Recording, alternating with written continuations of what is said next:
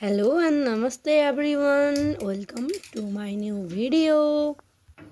आज चाहिँ म चाउमिन बनाउँदैछु साथीहरू, अन्त्यसम्म हेर्नु होला है।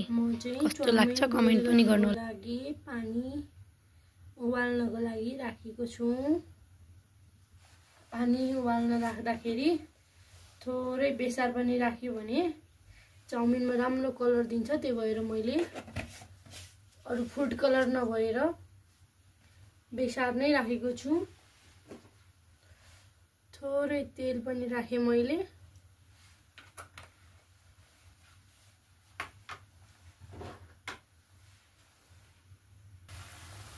ल साथीहरू, हाम्रो चाहिँ पानी राम्रोसँग उम्लिसकेको छ। अब म यसमा चाउमिन राख्दै छु।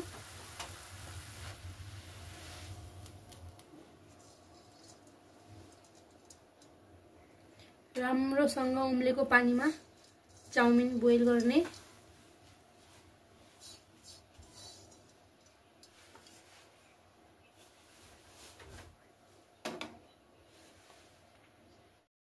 अब हामी चाउमिनको लागि बन्दागोभी काटौँ साथीहरू। बन्दागोभी काट्न थाले म चाहिँ।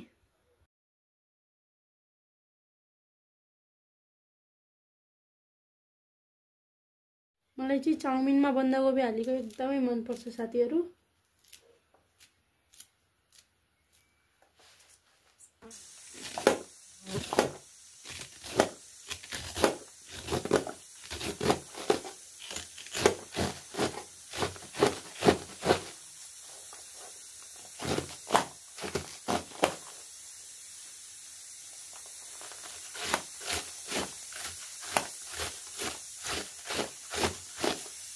मसँग चाहिँ चोपिङ बोर्ड छैन, त्यही भएर म चाहिँ यसरी नै काट्न थाले।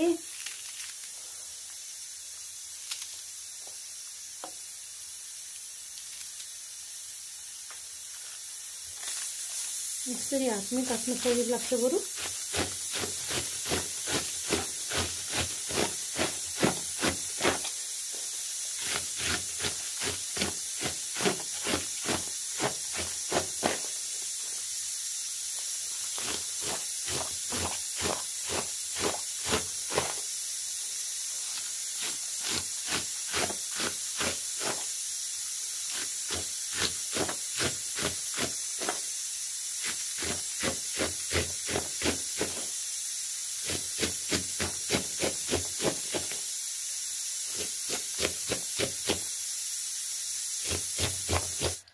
अब चाहिँ म चाउमिन फ्राई गर्नतिर लागे साथीहरू। अब गोभी फ्राई गर्ने।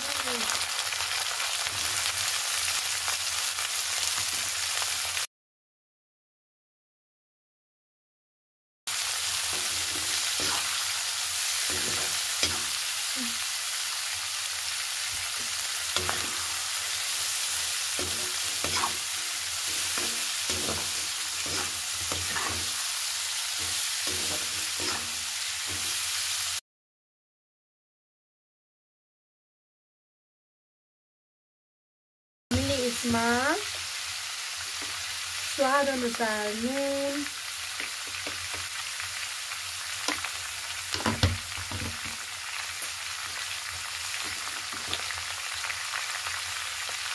भुटेको जिरा धनियाको धुलो राख्दा चाहिँ एकदमै मिठो हुने गर्छ साथीहरू। त्यही भएर मैले जिरा धनिया भुटेर त्यसको धुलो हाल्दैछु।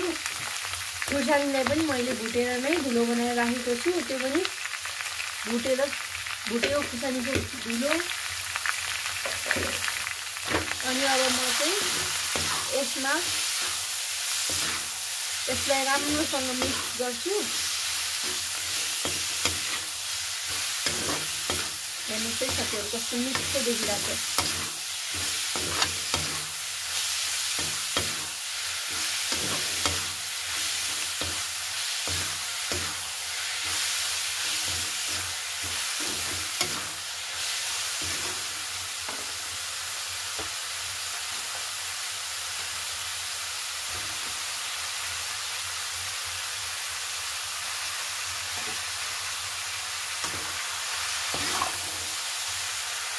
अब मैले यसमा चाउमिन एड गरे। अब चाहिँ म